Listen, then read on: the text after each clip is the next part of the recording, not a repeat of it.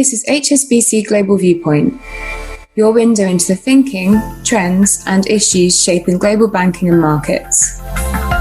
Join us as we hear from industry leaders and HSBC experts on the latest insights and opportunities for your business. Thank you for listening.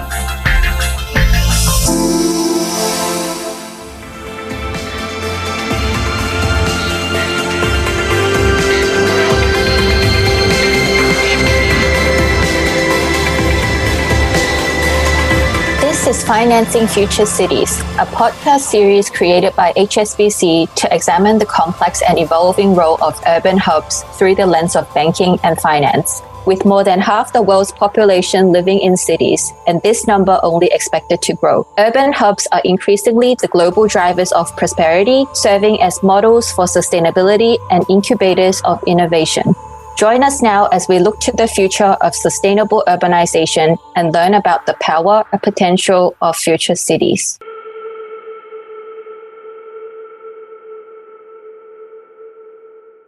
Hello and welcome to today's episode, where we're going to explore global urbanization and sustainable finance. Thanks for tuning in. My name is Greg Clark. I'm Group Advisor for Future Cities and New Industries at HSBC. And today I'll be talking with Dr. Jaana Remes from Mckinsey Global Institute and HSBC's Head of ESG Solutions and Sustainable Finance for EMEA, Farnam Bidgoli. To briefly introduce our guest speakers today, Dr. Jaana Remes is an economist and a partner at Mckinsey Global Institute, Mckinsey's business and economics research arm. Since 2003, she's led MGI's research on competitiveness, growth, health, and urbanization. She leads MGI's Urban World research series that includes sizing the impact of smart city solutions on citizens' quality of life, mapping of the economic power of cities, identifying global consumer groups shaping global demand, and mapping of the global company landscape. Farnam Bidgoli is HSBC's Head of ESG Solutions for EMEA, where she advises HSBC's capital market clients across all sectors on sustainable finance and ESG considerations. She also sits on HSBC's Green Bond and Loan Committee and acts as HSBC's representative to the ICMA Green Bond Principles Executive Committee, where she co-chairs the Climate Transition Finance Working Group, and she co-leads work on the Just Transition. She has over 10 years' experience working with investors, issuers, and other stakeholders on the integration of environmental and social factors into investment decisions, including the development of investment strategies for some of the world's largest asset owners. Thank you both for joining me today. Thank you for having me. Greg, it's great to be here. Great. Well, let's get started. The pandemic has been a catalyst for changes in the flows of our cities. We're witnessing a shift away from the established focus for cities to simply serve commuters or to host large corporates or even to serve mass consumption. And cities are increasingly reinventing themselves to be more livable and more sustainable places. The shift is being driven by the trends of digitalisation and decarbonisation, both of which have been accelerated by the pandemic. So, Jaana, if I may start with you, what is the most recent data telling us about how the urbanization process is now playing out worldwide? Urbanization as a broad phenomenon has been one of the most consistent trends that, of course, continues its course across the globe. But what the pandemic has changed is the pattern of urbanization. The bright lights of leading cities got dimmer with the lockdown policies and social distancing. And as the pandemic prolonged and people got used to working, eating, exercising, socializing, doing almost everything in their homes, many folks who can work from a distance were attracted to the more affordable, often smaller cities that offered more living space for the same money. This is very likely to leave a lasting mark on the shape of urbanization across regions, with shifts in both population growth rates between big and small cities, as well as relative real estate prices between urban city centers. That means both the office space as well as commercial, food, exercise, and other personal services that used to serve large commute populations. And on the other hand, the smaller cities where we are likely to see and are already seeing some growth in the more commercial activity, meeting the demand for the growing populations. But these are not going to be even across the different regions. The US has traditionally had a more mobile workforce, and already during the pandemic, we have seen more temporary and even permanent moves. We'll see some of that in Europe, but probably less in Asia, where the pandemic experience has been quite different. Jaana, this is fascinating. So I think you've said three things. One, global urbanization is going to continue, but it will take a new pattern. I'm sure we'll come back to that. Secondly, there seem to be the biggest negative changes in the city centres of the large cities, but there are positive changes as you see them in smaller cities and large towns. And thirdly, in the regions of the world, the process of adjustment or the degree of change is going to vary because in each of those regions, there's a different pattern of population mobility or technology adoption. Is that right, Jaana? Absolutely right. Those are the three trends. Great. So if we then think about this in a more precise way, is having cities still going to be the best way to house the 10 billion people that we will have on the planet sometime this century? And what kinds of influence has the pandemic been having, as it were, on what those settlement patterns will look like in the long term? Yes, absolutely. Cities are still the best way to house 10 billion people, especially as we are trying to address the climate challenge. Dense cities obviously use resources much more productively than dispersed populations. Think of, for example, the per person cost of heating a house in a multifamily building where all the housing units are connected, much less than very separated different individual houses. Or think of the trip to getting groceries from the store to home. In large cities, you can often walk or drive just a very short distance, which is not the case when you're in rural areas. Most cities can do a lot better than they are doing today. And the pandemic has provided some of the tools for us for improvement. We have all learned to work at a distance, and many folks enjoy the additional time to sleep or exercise when they no longer need to spend all the time in commuting, which of course has much smaller carbon footprint and obviously health benefits to boot. And businesses as well realized how productive employees can be while working from home, but also how much they can save if they need less real estate in some of the most expensive city centers of the world. And as business travel came to halt, the financial and carbon savings did not go unnoticed either. Of course, there are costs when we cut a lot of the face-to-face interactions, but few firms where workers can work from home are likely to return to exactly where they were before. We expect to see about 20% increase in working from home, so on average about 1 day a week, which is not trivial, as well as a 20% decline in business travel. And these all will help and contribute to some of the positive changes we want to see on the climate front. And of course, going back to your first question, declining business travel will further contribute to the shift in the broader urbanization patterns. Many of the business destination cities are going to see a lasting decline in their inbound business travel. Jaana, once again, this is a fascinating answer. And in a way, what's so different about what you're saying is that the climate emergency or the climate challenge has now become the driver for embracing a new kind of urbanization. If you like, cities are the solution for planetary sustainability. And you talked a lot about the congregational power of cities, good density, the ability of people under the conditions of change that the pandemic has brought to be able to make better decisions about where they live, how they work, when they travel. And you foresee savings coming from this as not just financial savings for businesses, but also carbon savings for the planet overall. So, Jaana, are you feeling optimistic about the post-pandemic city? I am optimistic by nature, and I am definitely hopeful given some of the changes we are seeing in many of the cities. And I think the impressions on many people's minds on how they would like the world to look like after the pandemic will hopefully help us move to the right direction. Very good. Thank you, Jaana. Now, Farnam, if I turn to you, 10 billion people living in something like 10,000 cities and large towns will need a huge investment over the next 50 years in infrastructure, utilities, facilities, amenities, and services. Let me ask you the most direct question. Is the money really available to do that? You're absolutely right, Greg. The investments that are needed to build cities that are accessible, that enable their populations to thrive, that are sustainable, are really significant investments. The World Bank estimates that 93 trillion of sustainable infrastructure investments are needed globally by 2030, which is a massive need.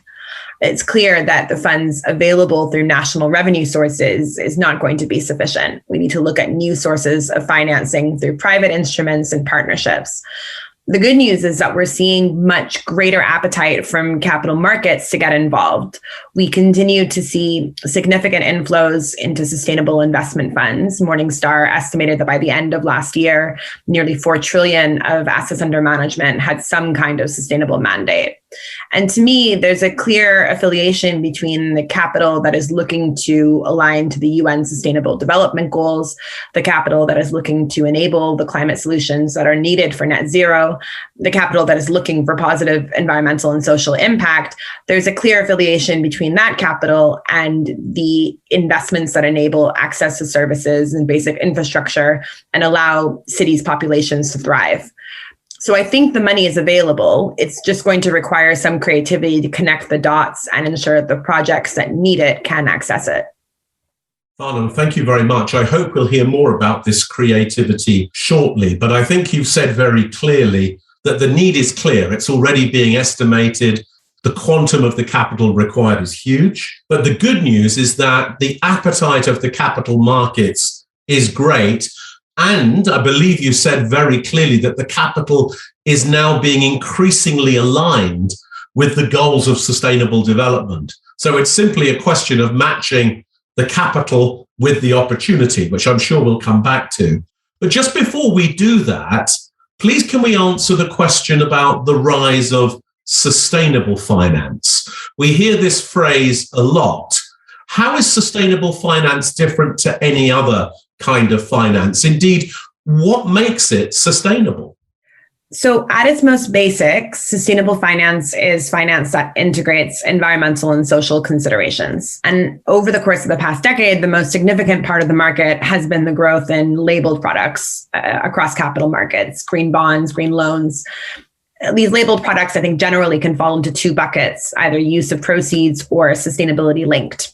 So use of proceeds, for instance, are instruments where the proceeds are earmarked towards projects with environmental or social attributes.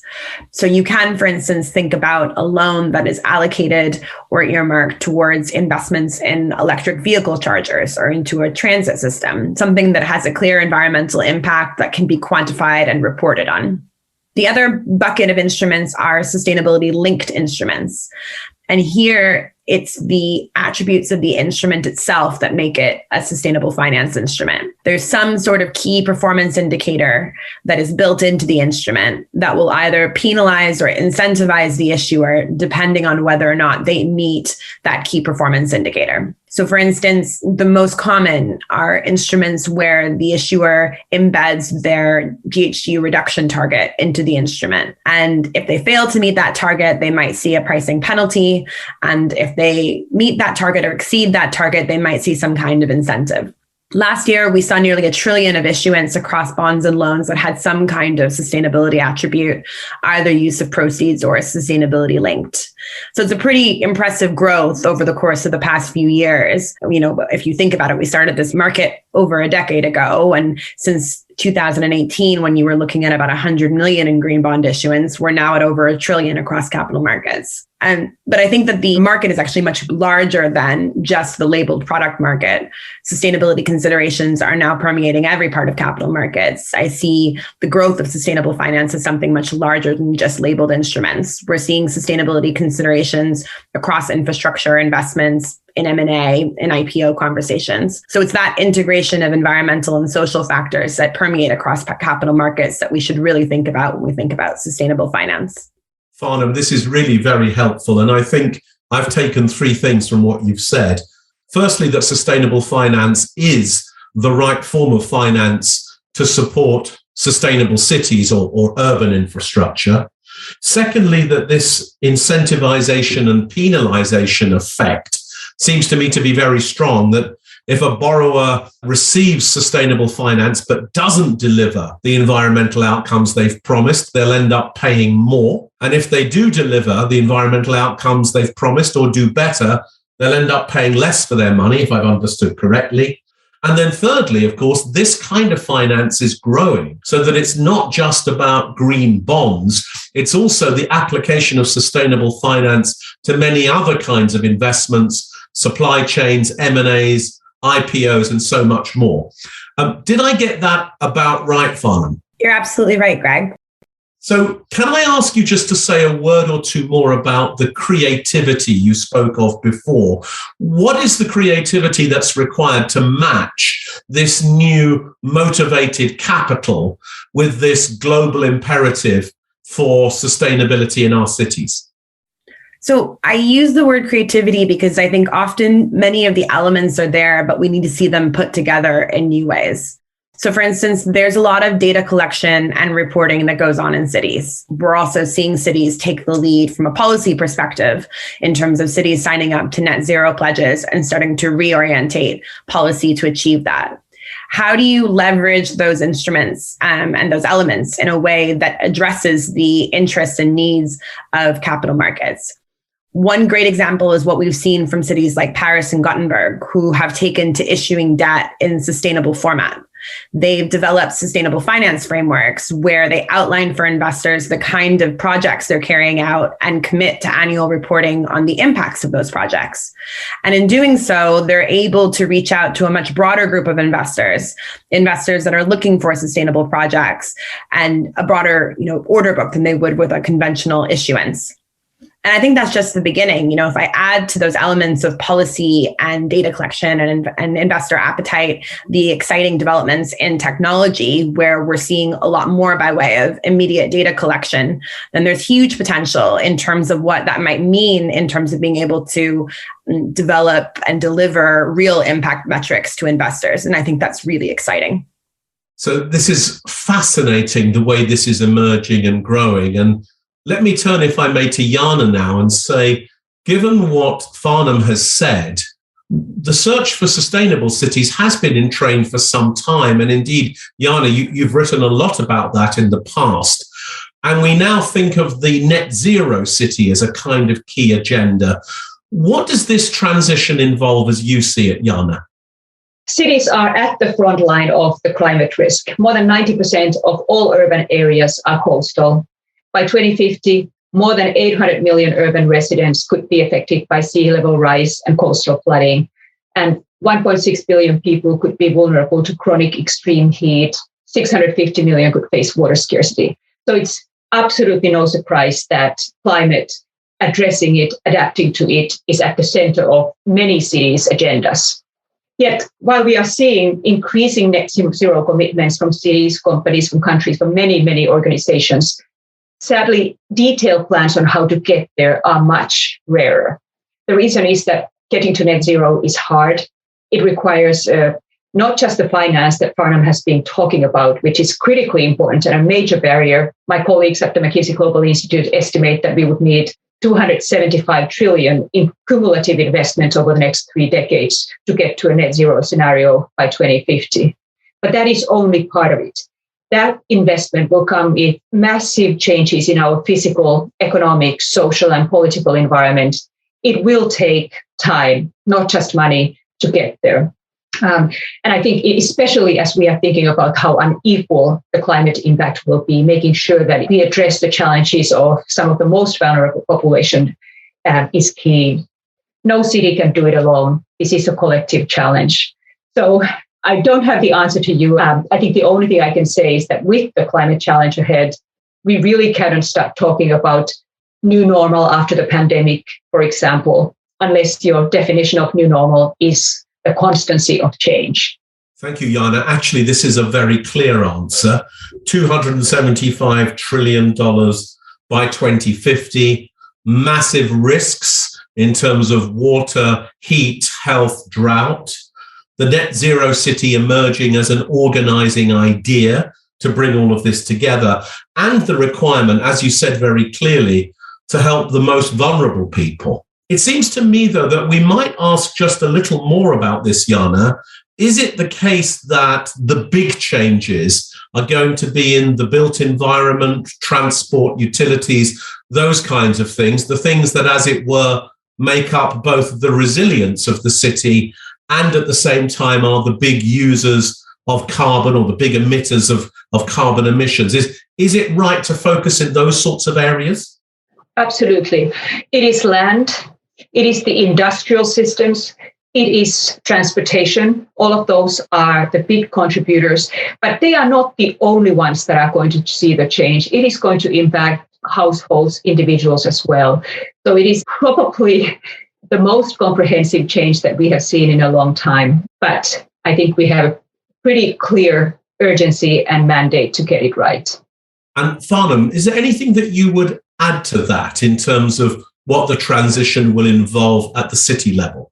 Yeah, absolutely. So as Jaana was speaking, I was reflecting on the need for partnerships. You have these shared objectives and goals alongside the net zero goals and changes that we're seeing in cities. You also have corporates that are setting net zero targets, and you have development agencies and banks that are looking to support net zero. To bring these parties together and find solutions that can address differences in risk appetite and return and structure the different instruments that are needed, I think there's a real need for partnership. Absolutely right. Great. So a strong consensus that partnership between cities and capital, between public and private, I guess between local and global, is going to be important as well. So let me ask each of you one final question, if I may. Jaana, as we think about this post-pandemic world that we begin to anticipate, do you believe that cities can emerge stronger? Can they be stronger economically, socially, and environmentally? Can they bring these things together? Yes, absolutely. The pandemic forced cities to make changes, and many of them used that opportunity to advance their long-term agendas and get some hard things done that were harder to do in earlier times. And this was especially the case in the regions where you had the stimulus support available for new investments and change, especially related to green investments, for example.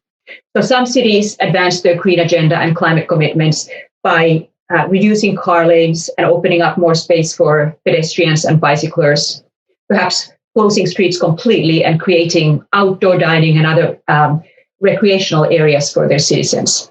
Others focused on caring for the most vulnerable and prioritized housing and healthcare for those who lacked both. And many improved the care of older citizens that were especially hard hit with the health risks from the pandemic. And yet others focused on rethinking their economic development, supporting the small and medium-sized enterprises that were very hard hit by the lockdown policies.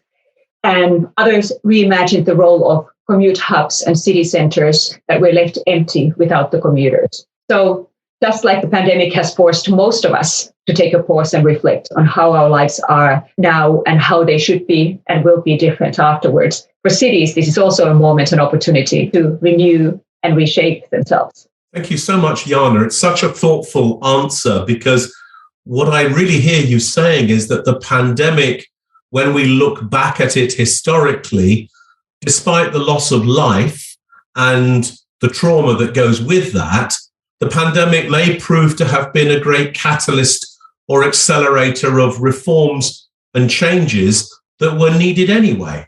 Is that right? Very much right. The silver lining to a very sad era. Thank you. And Farnam, a final question for you. Can you give us some examples of how this new agenda of sustainable investment and sustainable finance can be applied or is being applied to cities already as they begin to pursue this post-pandemic agenda that Jaana has described? Absolutely. So as I mentioned, I think we've seen some great examples of cities issuing debt in sustainable format. The city of Paris, I mentioned, that has issued sustainable bonds, most recently 100 million euros at the end of November last year, where funds were allocated towards projects around transportation, including the new Paris tramway and renewable energy and lowering energy consumption across the city. One other really exciting development that we're now seeing is cities issuing in sustainability linked format. So last year we saw the city of Helgenberg issue in sustainable finance format, where they issued 500 million kroners in a sustainability linked bond, where the return on the bond was linked to its targets to meet net zero by 2035. So it's really interesting to see, cities increasingly using green, social, sustainability linked bonds as part of their financing toolkits.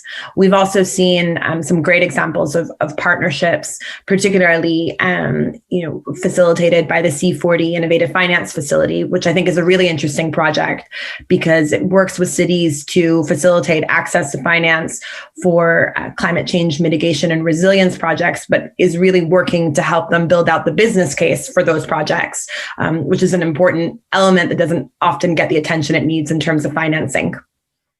Farnam, thank you very much. What I can hear from what you've said very clearly is that there is direct lending happening to cities that's enabling them to make these changes, but there are also new global platforms emerging, like the C40 and indeed others, that are forging the partnerships that you spoke of before.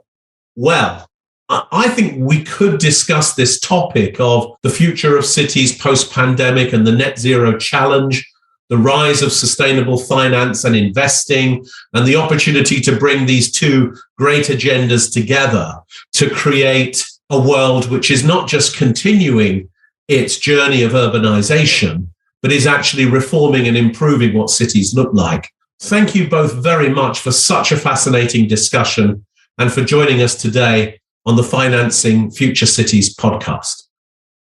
And to our listeners, thank you for tuning into this episode of Financing Future Cities. If you enjoyed this discussion, then listen to the full series as we take a deep dive into key topics on the urban decarbonisation journey of cities and their ecosystems. If you're interested in learning more about how HSBC can support you in your transition to net zero, visit the link in the episode description. Thank you for listening today. This has been HSBC Global Viewpoint, Banking and Markets. For more information about anything you heard in this podcast, or to learn about HSBC's global services and offerings, please visit gbm.hsbc.com.